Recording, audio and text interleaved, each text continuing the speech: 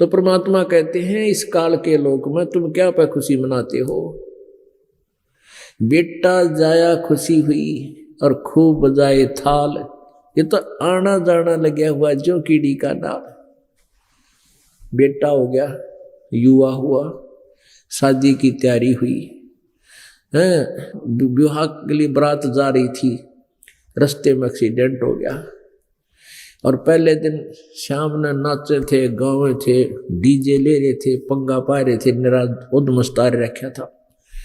और सुबह वो लड़का भी मर गया जिसका ब्याह था, 5-7 और साथ में मर गए।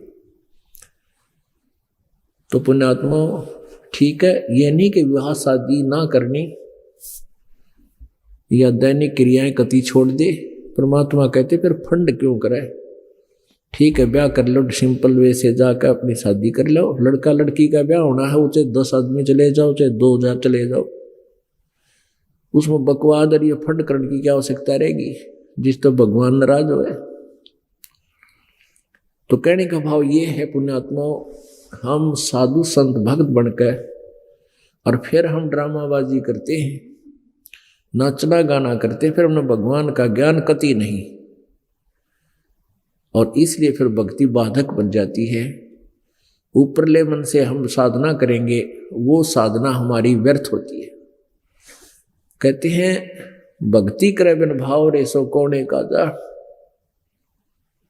बिना भाव के, बिना श्रद्धा से यदि भक्ति हम करते हैं वो व्यर्थ है। भक्ति करने का, साधना करने का तरीका एक विशेष होता है, कसक के साथ करें। हे परमात्मा, मुश्किल से दाव लगा है, ये मनुष्य जीवन मिला है, ये भक्ति मिली है, और कसक के साथ अंदर कसक उठे, जैसे किसी वस्तु की प्राप्ति के लिए कसक होया करे, ऐसे कसक बने अंदर से सुमरण के साथ, तो उसका लाभ ज्यादा होता है। फिर परमात्मा हमें याद दिलाते हैं, पतझड़ आवत देख कर बन रोवे मन माही, ऊंची टेढ़ी पात थे अब पीले हो जाही। एक उदाहरण देते हैं संसार का, जैसे संसार रूपी वृक्ष है और उसमें से ये पत्ते टूट टूट कर गिर रहे हैं। जैसे एक परिवार समझो, एक परिवार है और परिवार का एक सदस्य मृत्यु को प्राप्त हो रहा है, पता लग गया है कि इसको कैंसर है या कोई और भयंकर असाध्य रोग है, उसको भी पता लग जाता है तेरी मृत्यु होगी। घर वालों को भी चिंता होती है, वो भी दुखी होते हैं, और फिर वो सोचता है कि हे भगवान, अब मैं कहाँ जाऊंगा। पूरे परिवार को छोड़कर जब ये चलता है प्राणी, जिसके ऊपर सारा जीवन व्यर्थ कर दिया, वो साथ नहीं जा रहा है, अकेला जा रहा है, तब वो सोचता है, रोता है, भगवान अब ना पता कहाँ जन्म होगा, कौन से पशु पक्षी के शरीर की प्राप्ति होगी। तो क्या बताते हैं, तो अन्य जो वहां आने वाले, उसको मिलने वाले सांत्वना दिया करते हैं, एक ही बात कहते हैं, भाई तो एक दिन सब ने मरना है, सभी ने जाना है यहाँ से, क्यों चिंता करता है। यहाँ तो कोई पीछे रहा ना कोई आगे रहेगा, उसको थोड़ा सा दिल डट जाया करे उसका, कि दिल डट जा, यू मर जा आराम से, इतनी सी बात है बस, और समाधान कुछ नहीं उनके पास। उसके लिए परमात्मा ने एक उदाहरण दिया कबीर जी ने, कि पात झड़नता यूं कहे, पात झड़नता यूं कहे, सुन भई तरवर राय, अब के बिछुड़े नहीं मिले, ना जाने कहां गिरांगे जाए। ये मान लीजिए कि जैसे एक सदस्य घर का बिछुड़ता हुआ कह रहा हो कि भगवान ना मेरा कहाँ जन्म होगा, कित गिरूंगा जाके। तो उसके लिए परमात्मा बताते हैं, तरवर कहता पात से, सुनो पात एक बात, यहाँ की यह रीति है, एक आवे एक जात, एक आवत एक जात। तो यहाँ की एक रिवाज है इस काल के लोक की, जन्म और मृत्यु सदा बनी रहेगी।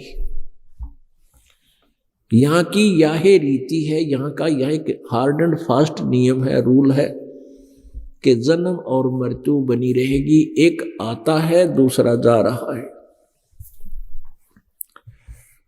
इसके समाधान के लिए परमात्मा ने हमें बताया है, साहेब से चतला ले रे मन गर्भ गुमानी। साहेब से चतला, साहेब मन परमात्मा, साहेब से चतला ले रे मन गर्भ गुमानी। नाभि कमल में नीर जमा तेरा दीन्या मैल बनाए। नैन नाक मुख द्वारा देही नक्सक साज बनाया। दांत नहीं जब दूध दिया था अमी महारस खाए। बाहर आया भरम बुलाया बाजे तूर सनाए। तू ही तो छोड़ देगी अब चला अधम किस राहे। फिर क्या बताते हैं भाई, 12 वर्ष खेलते बीते फिर लीन्या ब्याह कराए। तरुणी नारी से घर बारी चाल्या मूल गवाए। रातों सोवे जन्म बिगोवे धुंधी खेत कमावे। और काले काग गए घर अपने बैठे श्वेत बुगाए। फिर पीछे तो पशुआ की दीजे बैल बनाए। 4 पहर जंगल में डोले तेरा तो ना पेट भराए। सिर पे सींग दिए मन बोर एक दूमत मच्छर उड़ावे। और कांधे जुआ जोते कुआ फिर जो का बुस खावे। फिर पीछे तू खर कीजेगा कुर्डी चुगने जावे। टूटी कमर पजावे चढ़े तेरा कागा मांस गिलावे। भाई सुखदेव ने 84 भुगती कहाँ रंग कहाँ राय। ऐसी माया काल बली की नारद मुनि बरमाए। अब क्या बताया इसके अंदर पुण्यात्मा, बहुत गहराई से सोचना इसमें क्या कहना चाहा परमात्मा ने। जब ये प्राणी मां के गर्भ में होता है, इसका ऊपर न पैर नीचे न सिर होते हैं।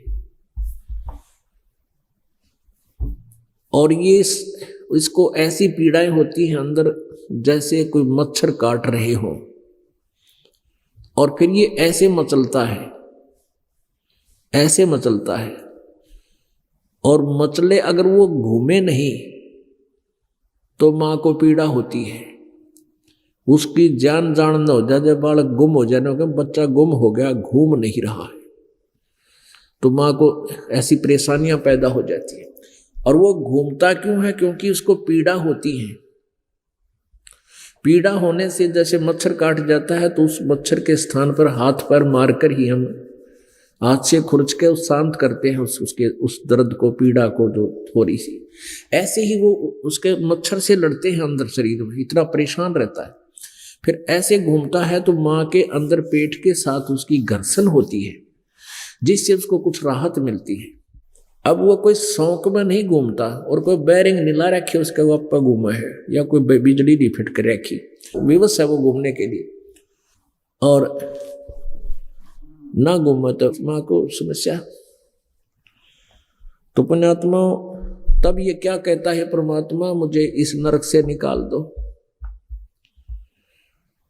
हे प्रभु, मैं कभी नहीं भूलूंगा आपको, सारा जीवन आपको याद करूंगा।